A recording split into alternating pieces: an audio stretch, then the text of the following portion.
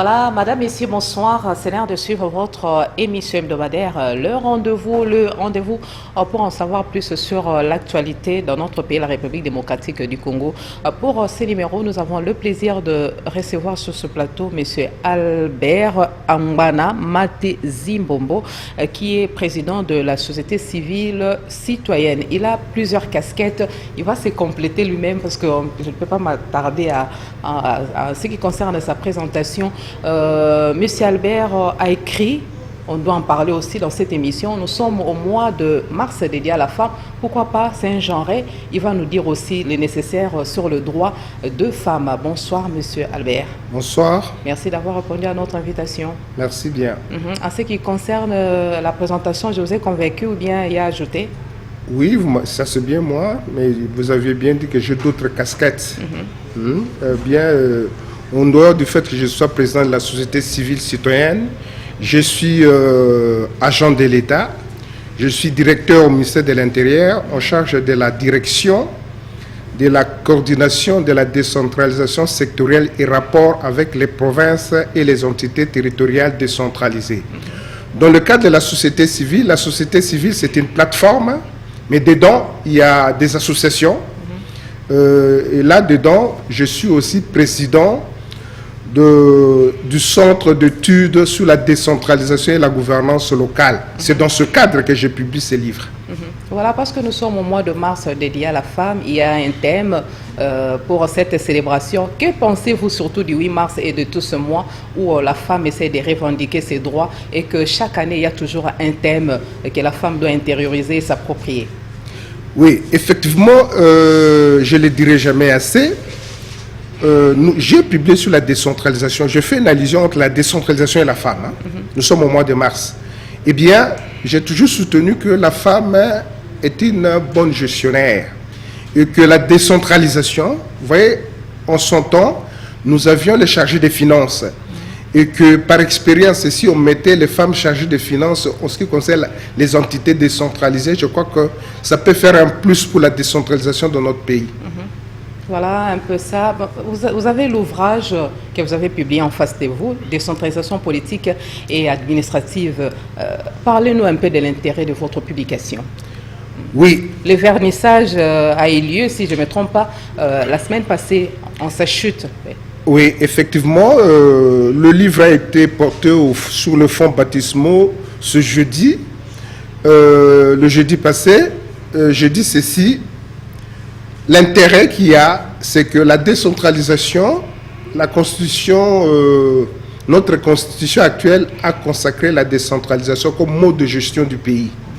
Alors cette décentralisation n'est pas très connue du grand public, même parfois certains décideurs ignorent qu'est-ce que c'est cette décentralisation. Voilà pourquoi nous sommes livrés à cet exercice. Nous avons publié cet ouvrage Décentralisation politique et administrative, rétrospective d'un processus laborieux et délicat. Parce qu'au fait, il y a eu plusieurs tentatives de décentralisation qui ont échoué dans notre pays. Nous avons fait cet exercice pour décortiquer un peu le processus en rapport avec la Constitution. Je veux que vous marteler sur l'intérêt de votre ouvrage dans le monde sociétal, politique de la République démocratique du Congo. Oui, c'est-à-dire la décentralisation, c'est le mode de gestion pour la République démocratique du Congo. Donc, ces pays aux dimensions continentales ne peuvent se développer que par la décentralisation, c'est-à-dire par le développement des entités de base, les entités décentralisées, qui sont les villes, les communes, les secteurs et les chefferies, n'est-ce pas, qui se meuvent dans la province en tant que centre d'impulsion qui doit impulser le développement. Vous avez tendance à marteler sur la décentralisation dont vous avez fait allusion dans votre ouvrage. Et c'est un peu d'expliciter, c'est quoi la décentralisation? Très brièvement, la décentralisation, c'est le fait pour l'État. L'État est lui-même une personne morale.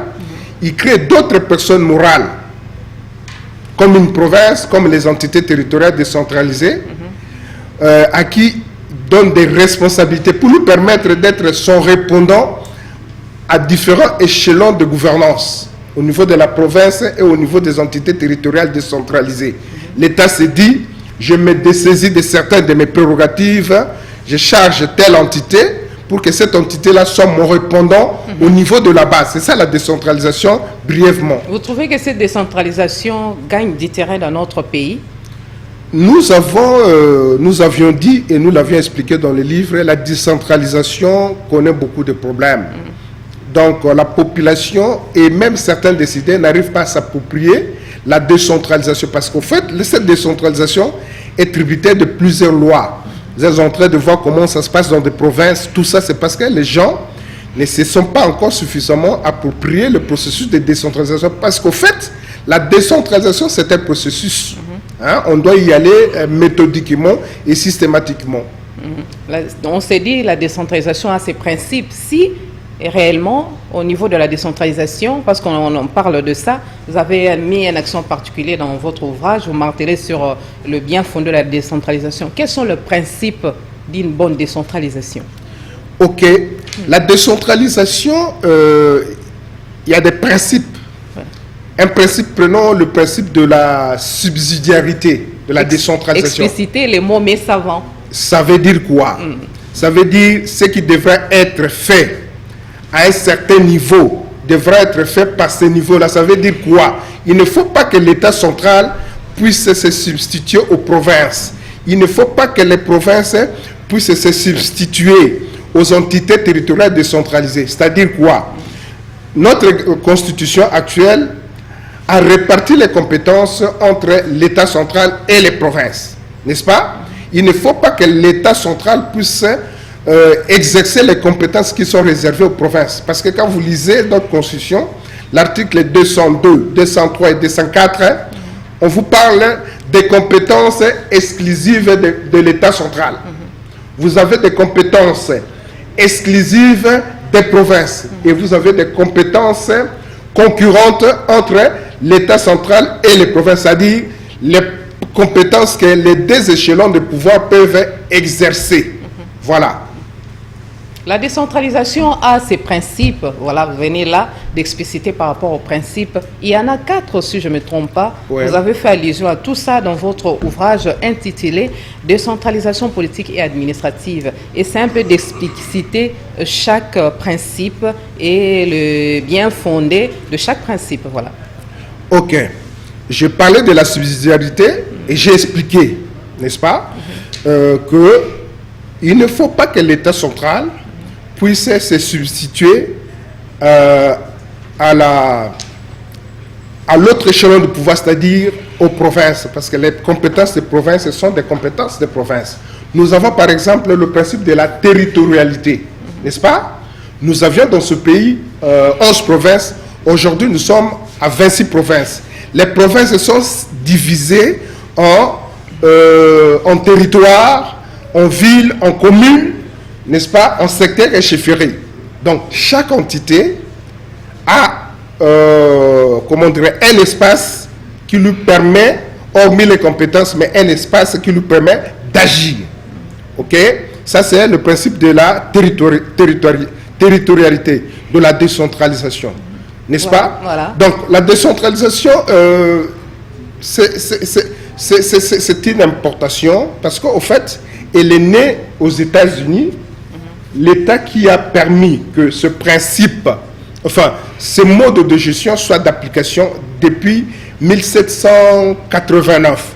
Et tous les États, n'est-ce pas, qui optent pour la décentralisation doivent observer ces principes, que j'appelle les principes sacro-saints de la décentralisation, qui sont traduits à travers des lois. Chez nous, nous avons aujourd'hui, à ce jour, 21 lois qui ont été votées pour la mise en œuvre de la décentralisation. Alors, toutes ces lois-là devront être très bien comprises par les acteurs à différents échelons de pouvoir. En tout cas, merci pour cet éclairage. Et comment semblent fonctionner les entités décentralisées en République démocratique du Congo, notre pays? Ok. Les lois dont je parle, il y a eu la loi sur le découpage territorial, n'est-ce pas? Il y a eu plusieurs autres lois. Mais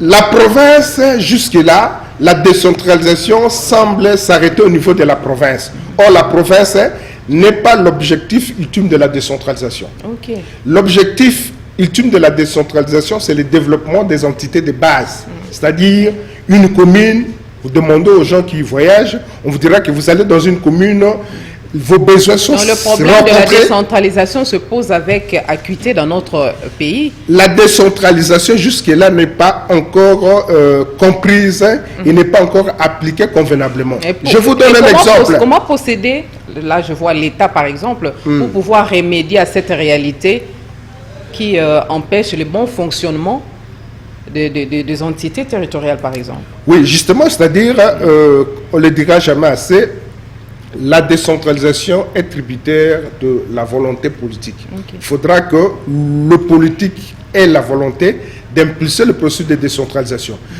L'objectif ultime de la décentralisation reste la satisfaction des besoins de base de la population.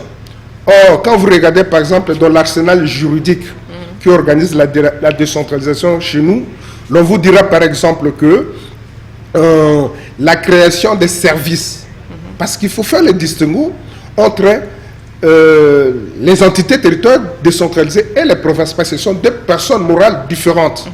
Ils ont leur personnalité juridique.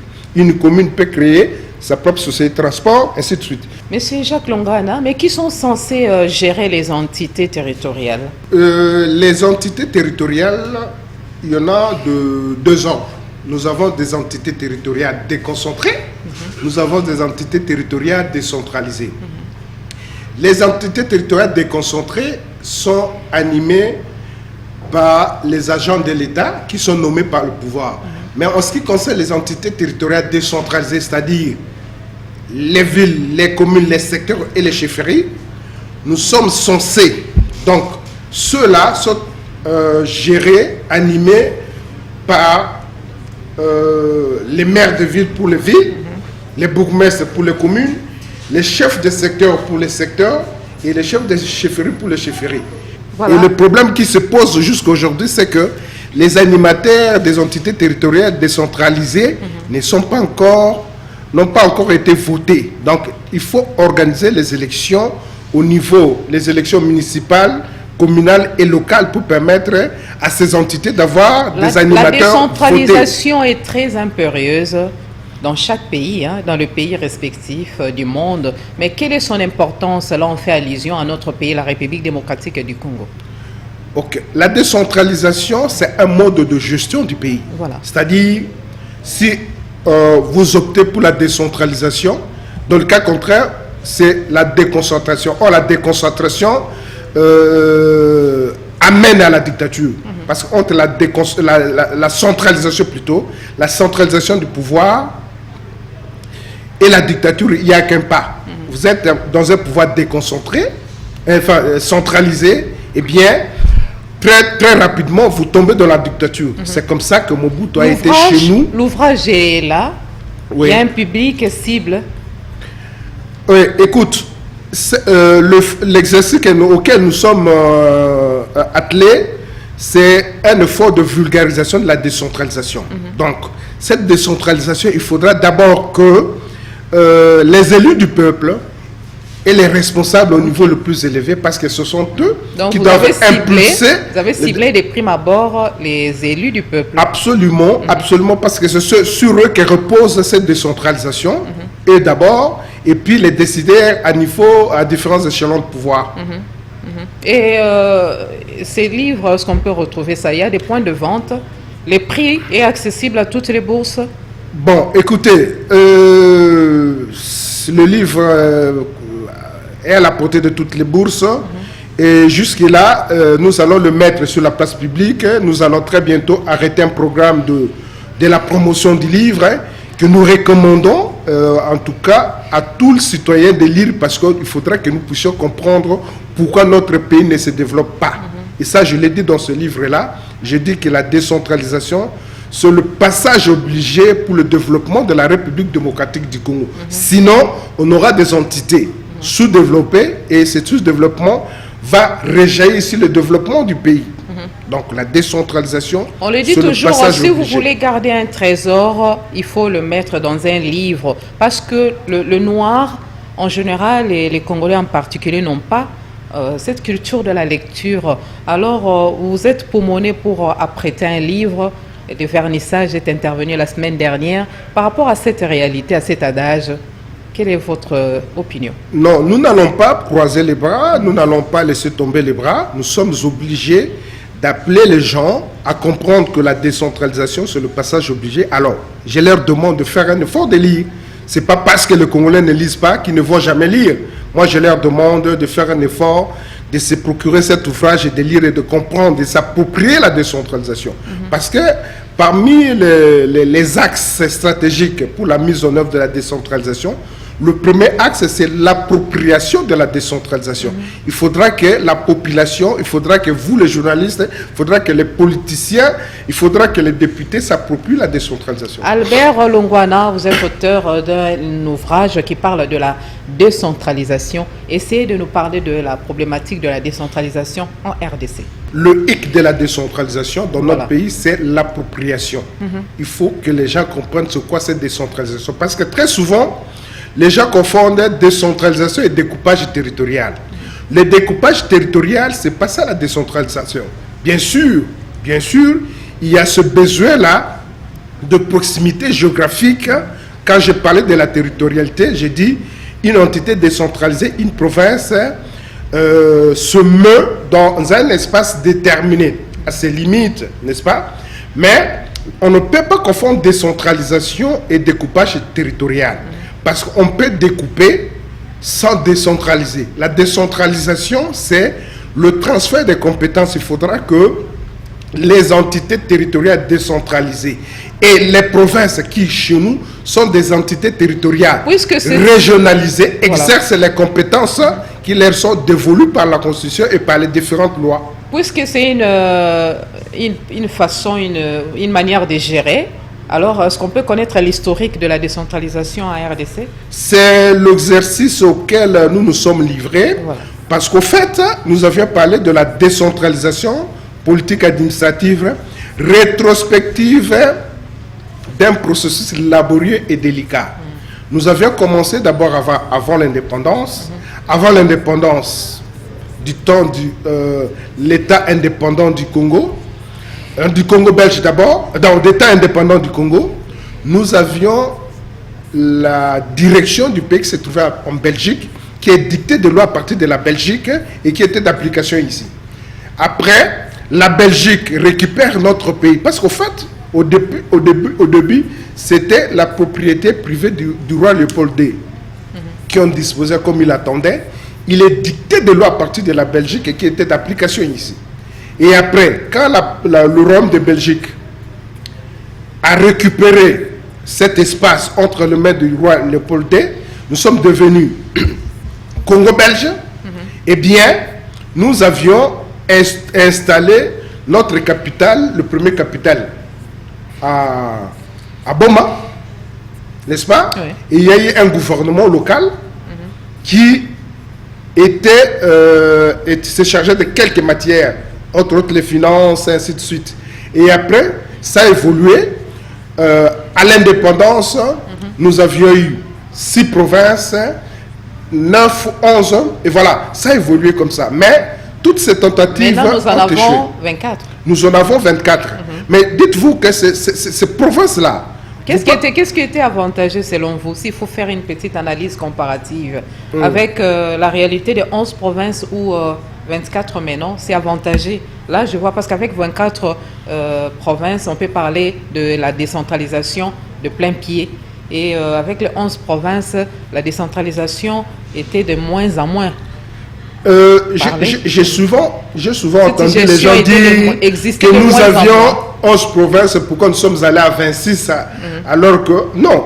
Nous devons avoir une perception positive de la province et des entités territoriales décentralisées qui ne peuvent en aucune manière être des charges pour l'État, mais qui sont des entités qui doivent générer de l'argent pour l'État.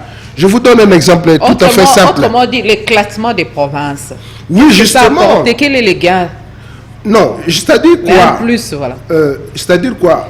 Moi, par exemple, j'ai été au Sénégal. Okay. Au Sénégal, aujourd'hui, Le Sénégal, il y a des provinces de chez nous, parmi les 26, plus étendues que le Sénégal. En termes d'étendue, même en termes de population. Je vous donne l'exemple. Non, mais c'est pareil avec notre pays aussi. Kinshasa, c'est la province la plus petite. En termes de superficie, mais c'est la province la plus peuplée. N'est-ce pas? À peu près 17 millions d'habitants, Kinshasa aujourd'hui. Il y a exode qui est dû à...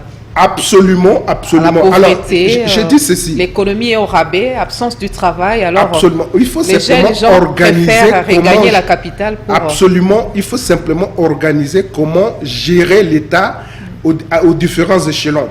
Je vous ai donné l'exemple du Sénégal. Le Sénégal aujourd'hui, une commune, c'est une entité de 1000 habitants. Moi, j'étais là. N'est-ce pas?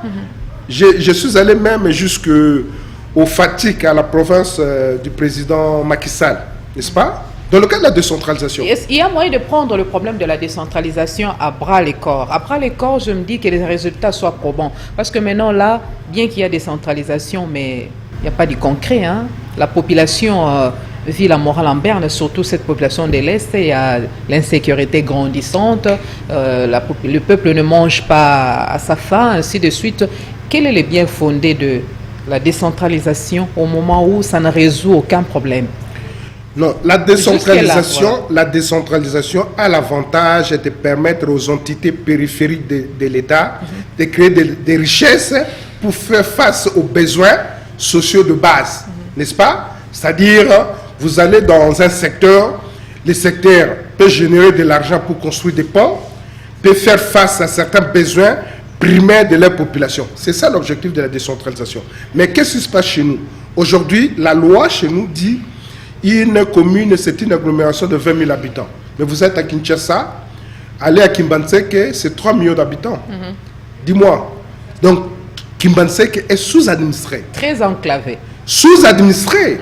Mais allez au Sénégal, on vous dit 3 millions d'habitants, c'est la population de la République gabonaise. Hein? Mais Selbert, enclavé, habité à un sérieux problème d'infrastructure. Justement. Il y a la quasi-absence des infrastructures. C'est la sous-administration. Voilà. C'est la sous-administration. Alors que la décentralisation vient justement... Décentralisation ou pas, la population souffre. Oui, justement, parce que la décentralisation n'est pas appliquée, n'est pas comprise, n'est-ce pas? Et le mode de désignation des animateurs de ces entités-là laisse à désirer.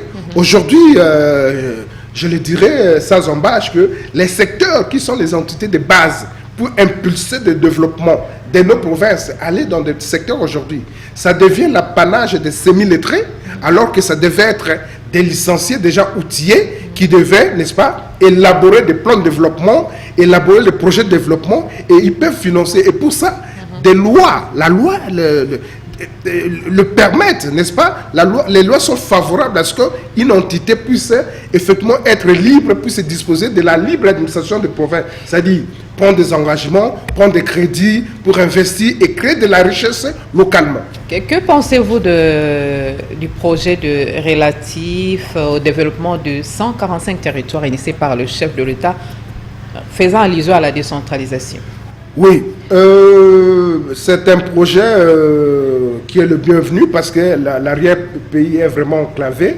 Mais sinon, à mon sens, en tant qu'expert, j'aurais bien voulu que les initiatives des projets proviennent des entités territoriales décentralisées parce que chaque entité territoriale décentralisée est censée disposer de son plan de développement.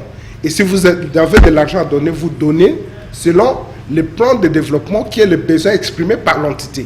N'est-ce pas? Les territoires, dans nos textes, c'est une entité déconcentrée qui est là comme l'œil de l'État, n'est-ce pas? Pour voir si les entités territoriales décentralisées... Ces entités fonctionnent déjà, mais c'est comme si les financements sont utilisés pour d'autres fins. Ça ne répond pas au nécessaire par rapport à ce qui devait être fait, qui puisse être bénéfique pour le développement de deux provinces respectives. Non, mais je crois qu'en ce qui concerne le projet-là, nous sommes encore à l'étape embryonnaire. Je ne sais vraiment pas porter trop de jugement, mais que je sache, chaque entité territoriale décentralisée devra, n'est-ce pas, présenter son plan de développement. Le gouvernement central a jugé bon gérer tout, suivre tout à la lettre.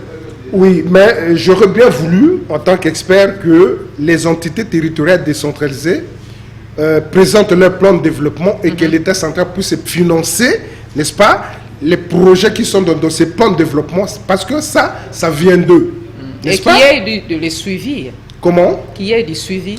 Les suivis, selon les textes qui organisent la décentralisation chez nous, c'est les territoires qui est l'œil de l'État, parce que le territoire est une entité déconcentrée, dépourvue de la personnalité juridique, c'est l'œil de l'État, c'est le territoire qui devrait suivre, n'est-ce pas, l'accomplissement ou la réalisation des différents projets au niveau des entités territoriales décentralisées qui le composent.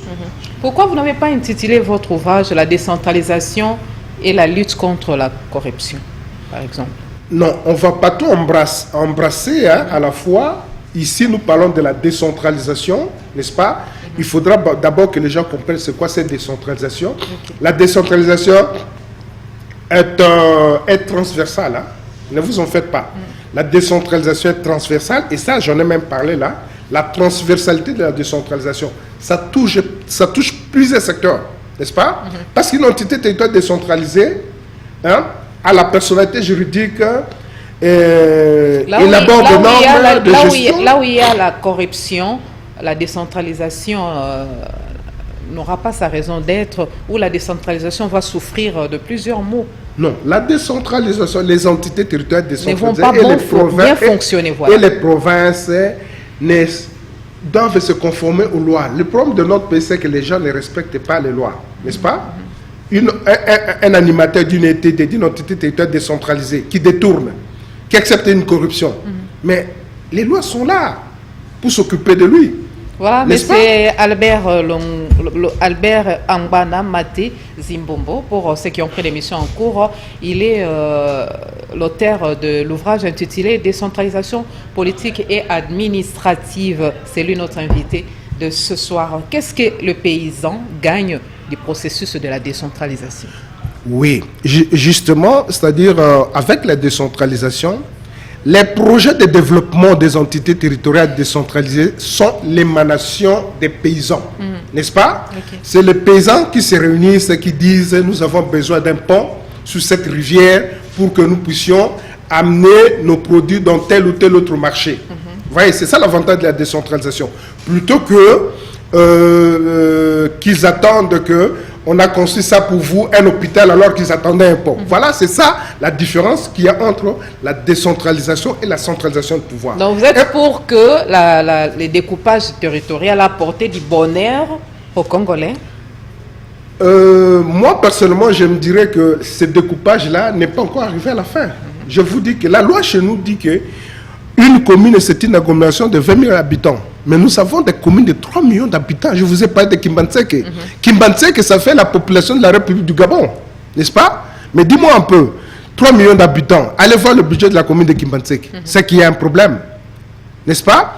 Et il y a l'impôt personnel minimum, par exemple, qui doit être perçu par les communes. C'est-à-dire, vous, en tant qu'habitant de votre commune, vous devez aller à la commune payer votre impôt personnel minimum. C'est une des parmi les recettes qui reviennent aux communes. Mais qui le paye?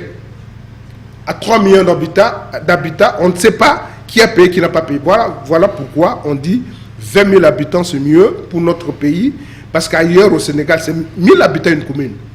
Ça va permettre à l'État de suivre chaque citoyen d'une entité, de voir s'il a payé l'impôt ou pas, de voir s'il a été il a de l'eau ou pas. Voilà, on essaie de suivre. C'est ça l'avantage de la décentralisation et du découpage. Merci. L'ouvrage est là, mais il faut une bonne sensibilisation. Absolument.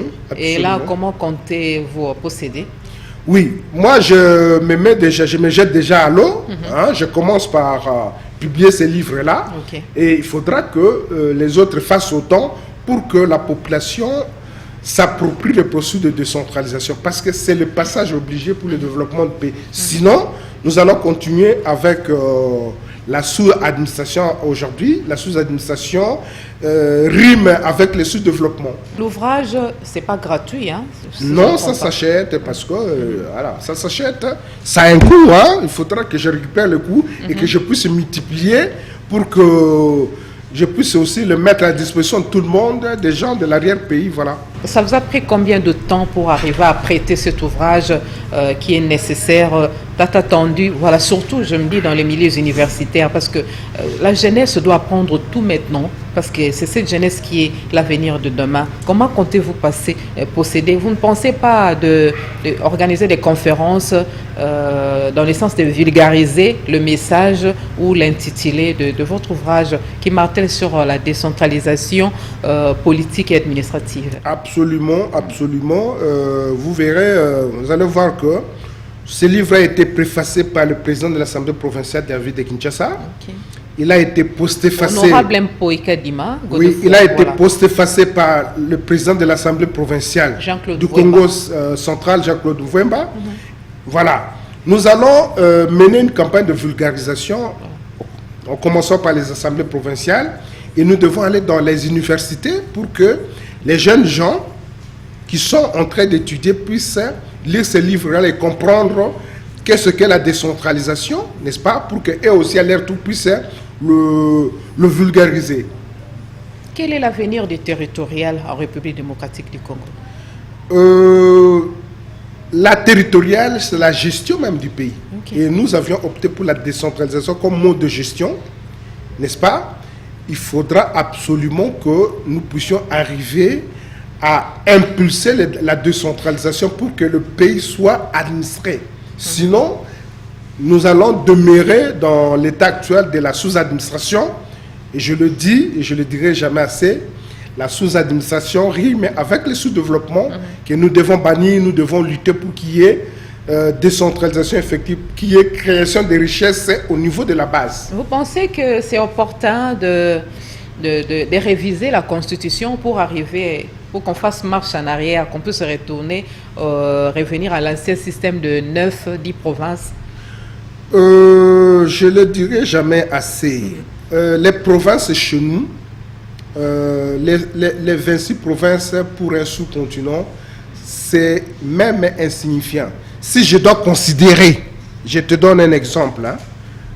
Lis-moi un peu, toi-même tu lis, quelle province là? Et tu le compares, je l'ai comparé. Bazoué.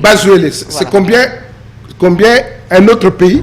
C'est plus que plusieurs pays. Vous avez une province chez nous qui peut prendre 4, parfois 10 fois un pays que vous connaissez, les pays africains que vous connaissez, les pays occidentaux que vous connaissez. C'est-à-dire, ce sont des espaces vastes. Et ces espaces-là amènent la sous-administration. Je crois que les 26 provinces pour un sous-continent, c'est même peu. Mais simplement, il faudra que nous puissions rationaliser la gestion.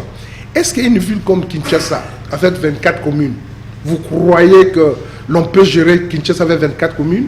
Non. C'est parce que Kinshasa, dit, entre nous là, est sous-administré. Voilà. N'est-ce pas? On va parler d'autre chose. On va parler de l'actualité politique. On attend, sauf imprévu, la CENI va organiser au mois de mai l'élection de gouverneur et vice-gouverneur dans les provinces concernées.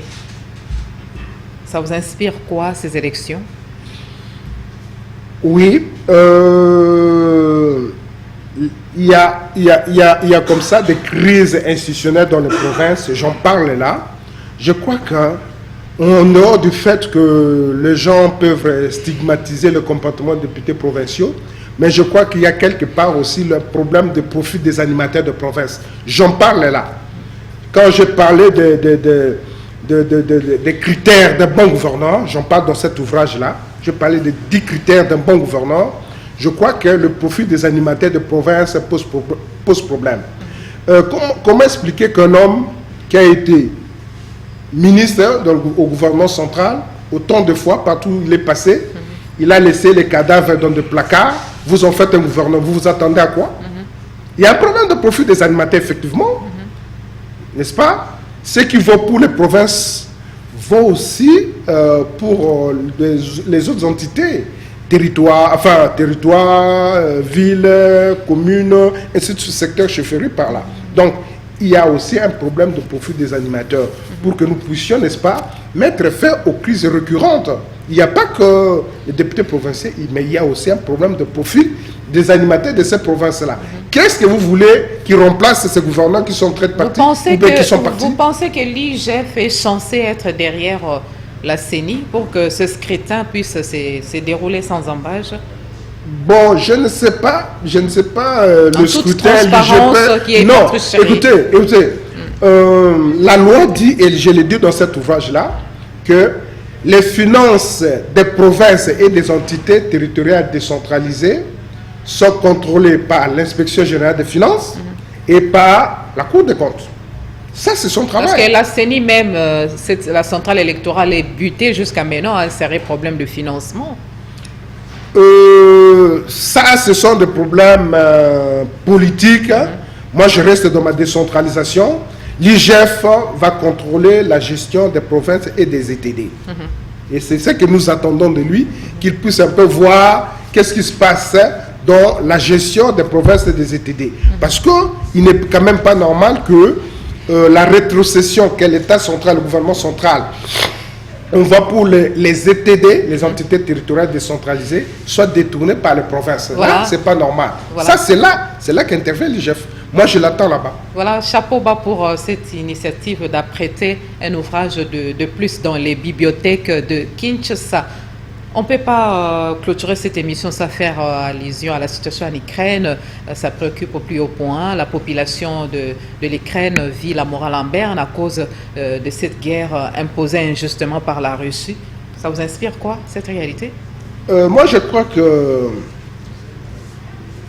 parce que nous parlons de décentralisation, vous m'excuserez de tout ramener à la décentralisation. La décentralisation, même dans notre constitution, consacre la libre administration. Et le problème de l'Ukraine, c'est le problème de sa liberté, n'est-ce pas, vis-à-vis de l'ancien bloc URSS représenté par la Russie aujourd'hui. Donc, cette autonomie-là pose problème, n'est-ce pas? Alors, je crois que ces deux États, aujourd'hui, ils ont le statut d'État. Je ne peux pas comprendre qu'un autre État puisse comme ça se permettre d'aller dans un autre État. Je crois qu'il faut privilégier... Nous craignons une prochaine guerre mondiale. Oui, on l'aurait dit tous, mais je crois qu'au niveau le plus élevé des décideurs du monde, ils vont se mettre ensemble pour essayer de trouver un terrain d'entente. Ce matin, j'ai lu un tweet du président Macky Sall qui a pu joindre le président Poutine. Je crois que ça pourrait évoluer positivement. Voilà, merci. On reste pessimiste. Non. Moi, je crois qu'il n'y a pas de raison qu'on soit pessimiste. Tout semble aller dans le sens des négociations et des solutions utiles pour le monde. Voilà. On a besoin de la paix pour travailler. Voilà, la régie nous signale que nous avons épuisé toutes les minutes imparties à cette émission, le rendez-vous de ce soir. Monsieur Albert Ambana Maté Zimbombo, c'est vous notre invité. Vous êtes président de la société civile citoyenne. Un message particulier par rapport à adresser à la population et un accent particulier par rapport à votre ouvrage. Vous avez 2 minutes pour ça. Oui, j'aimerais simplement demander à tout le monde de faire un effort de lire cet ouvrage parce que la décentralisation, c'est le passage obligé pour le développement de notre pays. Un pays aux dimensions continentales, donc pour son développement, il faut que les entités périphériques de l'État soient responsabilisées pour créer de la richesse localement. Voilà, merci. C'était un plaisir énorme d'échanger avec vous en ce soir. La décentralisation, c'est une bonne politique de gestion. Alors, Monsieur Albert a jugé bon apprêter un ouvrage où il martèle sur les avantages de cette politique, surtout appliquée dans notre pays, que ça puisse gagner du terrain dans les entités territoriales sans problème pour la quiétude de la population de paysannes. Voilà, c'est de ça que je voulais parler. C'est la fin pour ceux qui ont pris les missions en cours. La rediffusion, c'est demain à 11h, sauf imprévu, heure de Kinshasa. Une très belle soirée à tous et chacun.